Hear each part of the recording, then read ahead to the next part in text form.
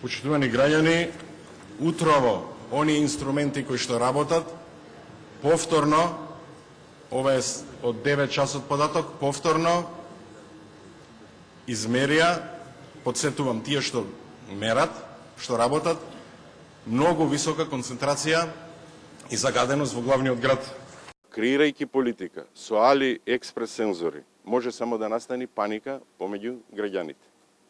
И затоа укажувам дека сите држави политиката креираат на кредибилни информации од кредибилни сензори кои што ќе се сложите чинат пари, а не некој кој што сака да направи некој бизнис, па тука уфрлува и создава паника. Каков воздух дишаме, кој не труе и дали мерењата се точни. Се чини зависи дали сте во опозиција или пак на власт. Откако вториот човек за животна средина податоците од загадувањето, од мирните инструменти на граѓанските здруженија ги нарече нереални.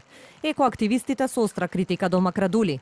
Му порачаа прво да ги поправи државните мирни станици и конечно да ги лоцира главните загадувачи, па да изјавува дека загадувањето било помалку алармантно. Сметаме дека Министерството има они 3 години се на власт, претходно имаше друга гарнитура.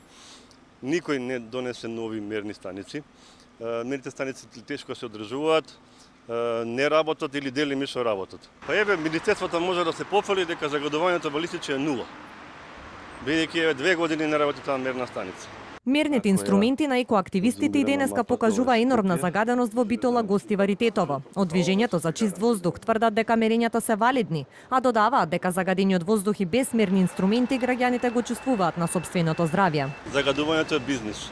Значи некој профитира од поевтино гориво, профитира од нивни бизнис релација, профитира и токму тоа кога вие сакате да ги прекинете тие бизнис релација и тој бизнис нормално дека ќе има кочници во решавањето на загадувањето.